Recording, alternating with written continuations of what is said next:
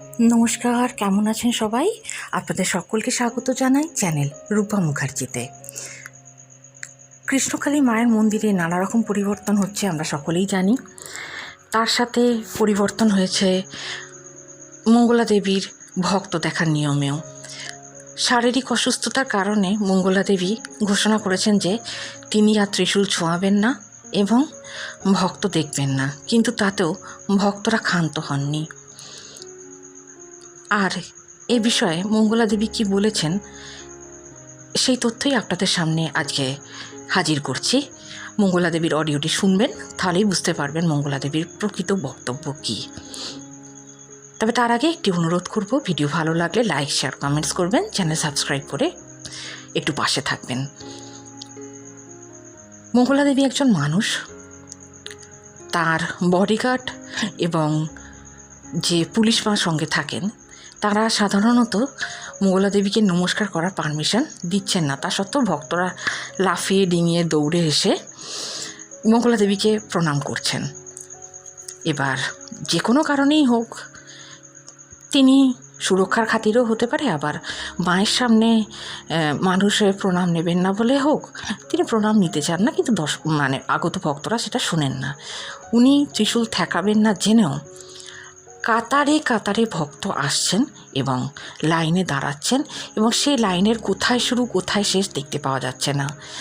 ভক্তরা ত্রিশূল না পেয়েও মঙ্গলা দেবীর হাতে স্পর্শ পেয়েই খুশি হচ্ছেন। মঙ্গলা দেবী তাদের মাথায় হাতটা ঠেকিয়ে দিলে, তাদের কপালে হাতটুকু ঠেকিয়ে দিলেও তারা খুশি হয়ে যাচ্ছেন। তারা নিজেদেরকে মায়ের আশীর্বাদ ধন্য বলে মনে করছেন। আজ সেই কথাগুলি আপনাদের সাথে আলোচনা করব বলে এই ভিডিও করেছি। অনুগ্রহ করে মঙ্গলা দেবী কি বলছেন একটু শুনে নিন। আমি কিন্তু ত্রিশূল ছোঁয়াইনি, আমার হাতটাও সবাই আশীর্বাদ নিয়েছে। অনেক ভক্তরা এসছেন, তারা আমার হাতটা নিয়ে চলে গেছেন। আমি আগে বলেছিলাম ত্রিশূল ছোবো না, তা আমি ছুঁইনি, কারণ আমার সেদিন আমার শনিবার দিন খুব কষ্ট হয়েছে। শনিবার দিন যে হারে ভক্ত হয়েছিল তার থেকে বেশি প্রচণ্ড, তারা খুব অপর খুব তাড়াহুড়ো করেছিল। পুরো কালকে রাত 8টা-9টা পর্যন্ত বাস দিয়ে ঘিরে দেওয়া হয়েছে। আজকে খুব সুন্দরভাবে ভক্ত দেখা হয়েছে, খুব লাইন বাই লাইন আমাদের এটা করার জন্য খুব ভালো হয়েছে একদম। আর একটা ভক্ত কোনো তুলে কিছু করেনি সেদিনকে। মায়ের এই বাঁশটা ঘেরা ছিল না। ভক্তরা, আপনারা সবাই জানেন যে মায়ের ভোগ হচ্ছিল, গরম ভোগ পরমান্ন। যাই হোক, ভক্তরা খুব ঠেলাঠেলিতে প্রচুর ভক্ত আসে, প্রচুর ভক্ত, আপনারা জানেন। যেখানে আমি নিজে অসুস্থ হয়ে পড়েছিলাম, আমি এখনও অসুস্থ, আমি শুধু মনের জোর আর মায়ের আশীর্বাদে আমি কথা বলি। আমি এখনও প্রচুর অসুস্থ, আমি বুঝতেই পারছেন, আমার কথা বলতে গিয়ে হাঁপিয়ে যাচ্ছি। আমাকে অনেক ভক্তরা যারা আগে দেখেছেন, যারা 10 বার 13 বার আসেন, তারা দেখেছেন যে আমার চেহারা কী ছিল আর কোন চেহারায় আমি এসেছি। আমি অর্ধেক হয়ে গেছি। তো যাই হোক, অনেকে বলে রোগা হলো মা তোমার যেন ক্লের চেহারা চকচক করে, সত্যি মা জানি না, বলে যে আমার গায়ে রং দেখি খুব গ্লেজ চকচক করে, আমি যতই রোগা হই।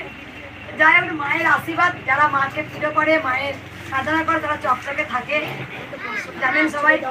আর আমি মাকে ভালোবাসি, বলতে নেই আমার কঠিন কোনো রোগ নেই, বা আমার কোনো কঠিন একটা রোগ, সেটা মায়ের আশীর্বাদে আমার নেই।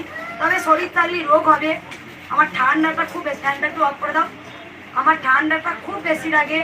তার কারণ আপনারা জানেন, যখন বৃষ্টি পড়েছিল এতটা কাদা হয়েছিল, কাদা জলে ভিজে ভিজে ভক্ত দেখেছিলাম।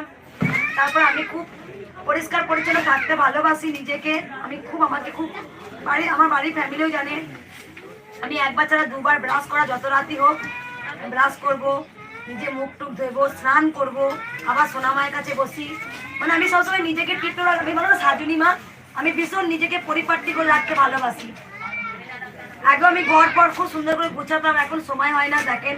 শুধু কোনো রকমের নিজে টিপটপ থেকে আবার বন্ধুরে চলে আসি। আগে আমার স্বামীও জানেন যে আমি একদিন ছাড়া ঘর পরিষ্কার পরিচ্ছন্ন করা, কাচাকুচি করা, এখনও সময় পেলে সোমবার আমি প্রচুর কাজ পাবো, ও এখন কেচে নেয়। তা এক ভক্ত মা আমাকে করেছিলেন যে ওয়াশিং মেশিন কেনার জন্য আমাকে টাকা দিয়েছিলেন, যে ওয়াশিং মেশিন কিনবে মা, তোমার কষ্ট হয়। তা যাক, সেটা মন্দিরের উন্নয়ন কাজে লাগিয়ে দিয়েছি। তিরপল বলো, বাঁশ বলো, মায়ের ভরাটি বলো, জায়গা বলো,